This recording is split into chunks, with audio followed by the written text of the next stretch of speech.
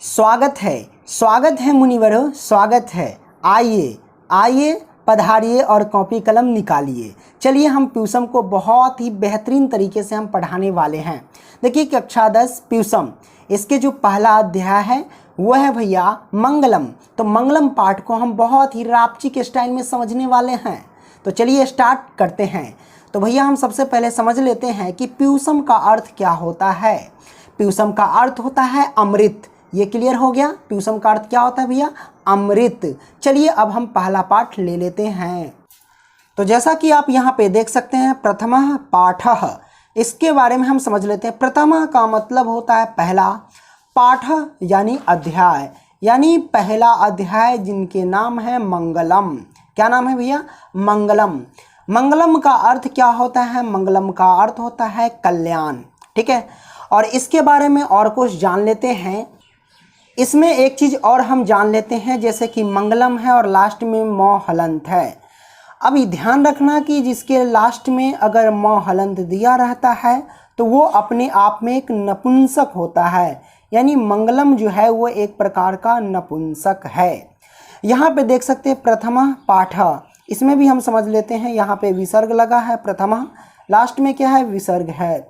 अगर विसर्ग लगा होगा तो समझ जाना कि ये अपने आप में क्या है भैया? पुल्लिंग है। क्या है? अपने आप में पुल्लिंग है। और मैं आपको बता दूं कि मंगलम पाठ में टोटल 5 श्लोक है, यानी 5 मंत्र है। श्लोक बोले तो मंत्र, और वो सारे की सारे भैया उपनिषद से लिया गया है। अगर मैं आपसे पूछूं कि मंगलम पाठ में कितने श्लोक है, यानी कितने मंत्र है, तो आप कहोगे 5 मंत्र है, और वो सारा का सारा लिया गया उपनिषद से लिया गया है। अब मैं ये पूछूंगा किस किस उपनिषद से लिया गया है, तो सारा चीज़ मैं आपको बताऊंगा। मैं आपको बता दूं कि 5 मंत्र कौन कौन है, यानी 5 श्लोक कौन कौन है। तो यहाँ पे आप देख सकते हैं भैया, ये हमारे पास पहला मंत्र है, यानी पहला श्लोक है। ठीक है, आपको पता है कि मंगलम पाठ में कितने मंत्र? 5 मंत्र है, यानी 5 श्लोक है। तो यहाँ पे पहला मंत्र है, ये हमारे पास दूसरा मंत्र है। इधर उपनिषद का नाम है, इस उपनिषद से लिया गया है। ये ईशावास्यों उपनिषद से लिया गया है, ये कठोप उपनिषद से लिया गया है, ये मुंडको उपनिषद से लिया गया है ना। तो टोटल यहाँ पे 5 क्या है भैया? तो मंत्र है। जैसे पहला, दूसरा, ये रहा तीसरा, और ये रहा हमारे पास भैया चौथा, और एक जब हम उल्टेंगे यहाँ पे, तो यहाँ पे मैं आपको बता दूँ कि ये हमारे पास है 5वां। तो ये टोटल 5 श्लोक है, यानी 5 मंत्र है। ठीक है, तो सभी के बारे में हम जानेंगे। तो आपने ये समझ लिया। और मैं आपको बता दूं कि मंगलम पाठ के रचनाकार जो है वो वेद व्यास है, यानी महर्षि वेद व्यास है। ऑब्जेक्टिव क्लियर करते चलना, मैं आपको बता दे रहा हूँ। ठीक है, मंगलम पाठ के जो रचनाकार है वो कौन है? महर्षि वेद व्यास। ठीक है, अगर मैं आपसे पूछूं कि मंगलम पाठ के रचनाकार कौन है, तो महर्षि वेद व्यास आप बोलेंगे। क्लियर, कोई दिक्कत नहीं है। अब चलते हैं पहला मंत्र की ओर, यानी पहला श्लोक की ओर। तो आप यहाँ पे देख सकते हैं, ये हमारे पास पहला श्लोक है, जो कि किस उपनिषद से लिया गया है? तो ईशावास्यों उपनिषद से लिया गया है।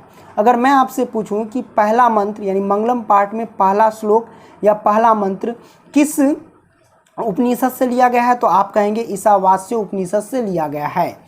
अब आइए हम पढ़ते हैं और इसके एक एक जो जानकारी यानी शब्द का अर्थ है वो हम लेते हैं। पहला चलते हैं। हिरण्मयेन पात्रेन सतस्य पिहितम मुखम, इसमें अ छुपा रहता है, इसको ऐसे भी पढ़ सकते हैं, सत्यस्या आपिहितम मुखम।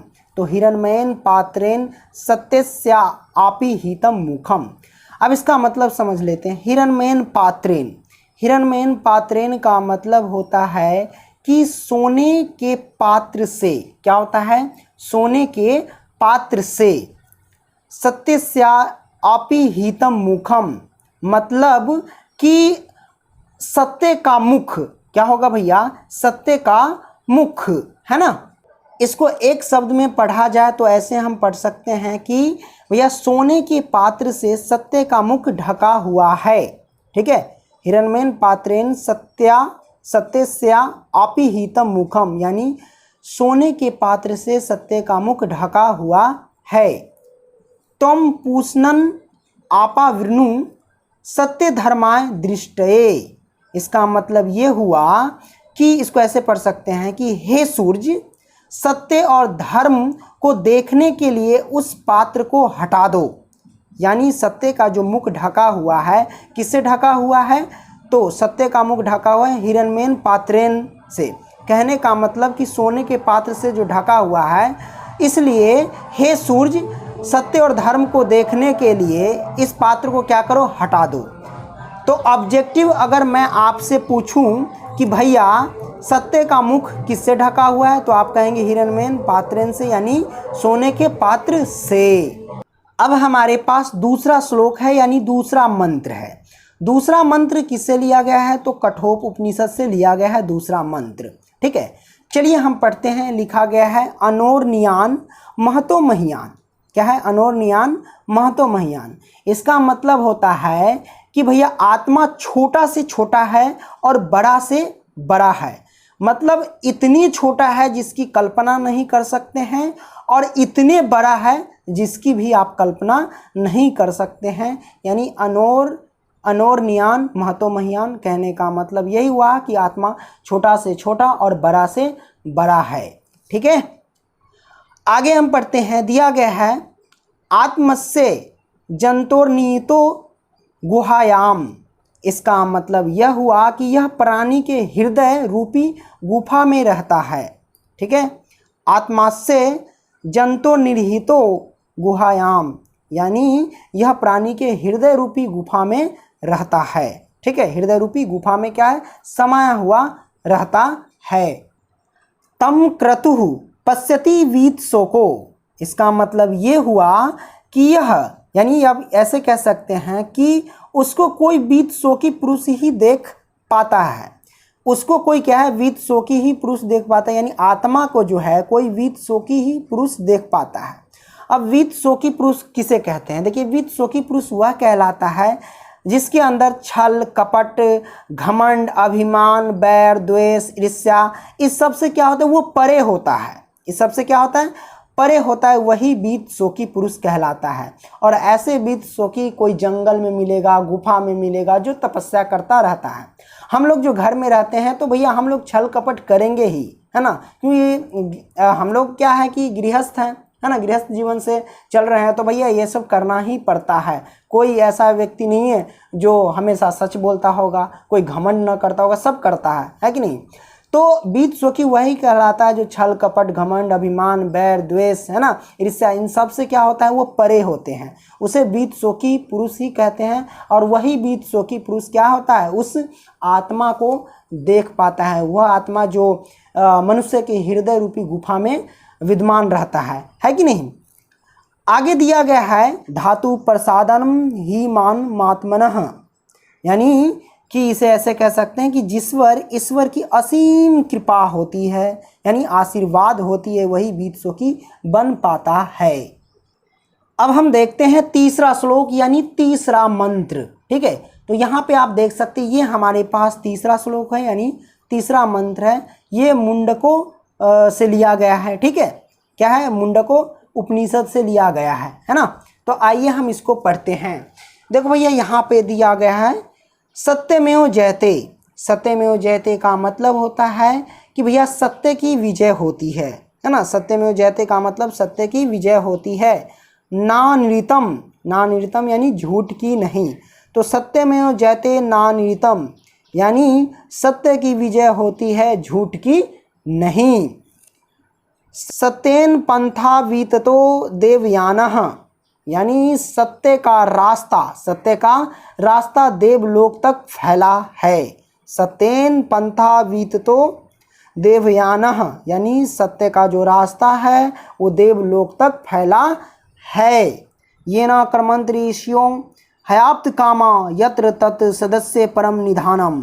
इसका मतलब यह होता है कि जिस रास्ते पर बड़े बड़े ऋषि चलकर परम धाम को प्राप्त कर लेते हैं, क्योंकि सत्य ही वहाँ तक पहुँचाने का रास्ता है। क्योंकि अगर आप सत्य पर हैं तो आप क्या करेंगे? परम धाम को प्राप्त कर लेंगे, अर्थात मोक्ष को प्राप्त कर लेंगे, है ना। इस श्लोक से ये पता चलता है कि हमेशा सत्य की रास्ता पर चलो, क्योंकि सत्य की रास्ता पर जो लोग चलते हैं वो परम धाम को प्राप्त कर लेते हैं, बोले तो मोक्ष को प्राप्त कर लेते हैं। ठीक है, मोक्ष का मतलब समझ रहे हैं, यानी परम धाम का मतलब जो लोग एक बार परम धाम को चले जाते हैं वो दोबारा पृथ्वी पर लौटते नहीं हैं, वो ईश्वर के शरण में रहते हैं, क्योंकि वो जानते हैं कि अगर मनुष्य रूप में जो भी लोग आते हैं वो भाई इन चक्रों में पड़ जाते हैं। देखते होंगे कोई बीमारी से जूझ रहा हुआ है, कोई मतलब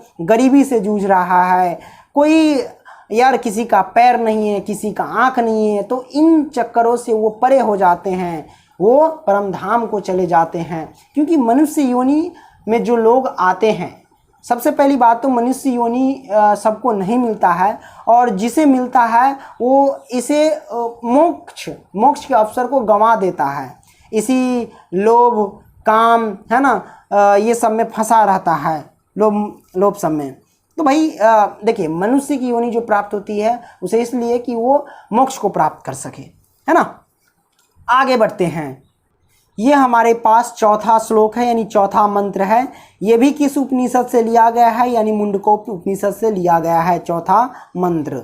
यथा नद स्यंदमानः समुद्रे अस्तम गच्छन्ति नाम रूपे विहाय। इसका मतलब यह होता है कि जिस तरह नदियाँ अपने नाम को छोड़कर बहती हुई समुद्र में मिल जाती है, यानी जो नदी होती है, जैसे अगर नदी का टुकड़ा जैसे गंगा हो गया, यमुना हो गया, गंडक हो गया, तो अगर ये गांव घर में बहती है, शहर में बहती है, तो हम इसको बोल देते हैं कि गंगा है, ये यमुना है, ये कोसी है, बोल देते हैं कि नहीं। और वही नदी अगर समुद्र में मिल जाती है तो वहाँ हम उसे नहीं कह सकते हैं ये गंगा का पानी है, ये यमुना का पानी है, हम नहीं कह सकते हैं, वो सिर्फ समुद्र कहलाएगा। ठीक है कि नहीं। आइए अब हम पांचवा श्लोक देखते हैं। ठीक है, पांचवा श्लोक दिया गया है, वेदाहमेतं पुरुषं महांतम आदित्य वर्णम तमसः प्रस्तात् तमेव विदित्वाति मृत्युमेति न्यायः पंथा विधते अयान। इस शब्द का अर्थ है कि मुझे ही परम पुरुष जानो जो आदित्य वर्णम यूँ कह लो कि सूर्य भगवान, आदित्य वर्णन यानी सूर्य भगवान। ठीक है, आदित्य वर्ण कह सकते हो। ठीक है, तो मुझे ही परम पुरुष जानो जो आदित्य वर्ण के रूप में अंधकार के आगे प्रकाश के रूप में हूँ, मुझे जानने वाला मृत्यु को भी पार कर सकता है, इसके अलावा कोई दूसरा रास्ता क्या है, नहीं है। इस बात को आप भली भांति समझो।